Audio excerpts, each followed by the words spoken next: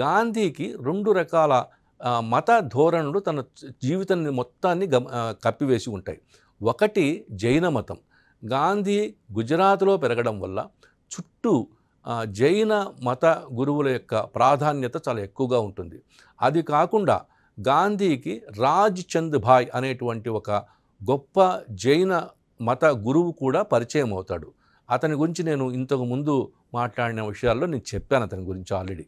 ఈ జైన్ మతం యొక్క ఇన్ఫ్లుయెన్సు, అలాగే వైష్ణవ మతం యొక్క ఇన్ఫ్లుయెన్స్. వైష్ణవ మతంలోనే మనకు ఈ భక్త ప్రహ్లాదుడి కథలు ఇవన్నీ వస్తాయి మనకి. సో ఈ 2 సాంప్రదాయాల ద్వారా గాంధీ అహింస అనేది భారతదేశపు భూమికగా తీసుకుంటాడు.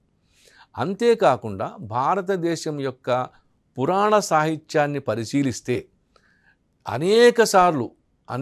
అనేక సంఘటనల్లో ఈ ఋషులు అనేవాళ్ళు, ధ్యానం చేసుకునేవాళ్ళు, యాగాలు చేసుకునేవాళ్ళు, తపస్సు చేసుకునేవాళ్ళు రాక్షసుల ద్వారా హింసకు గురైనట్టుగా, ఆ హింసకు గురైనప్పుడు కూడా వాళ్ళు కేవలం భగవంతుణ్ణి ప్రార్థిస్తూ మాత్రమే, తనని హింసిస్తున్న వాడి పట్ల ఏమాత్రమూ ద్వేషం లేకుండా ఈ హింసిస్తున్న వాడిని ఆ భగవంతుడే శిక్షిస్తాడు అనేటువంటి భావనలో ఉంటారు.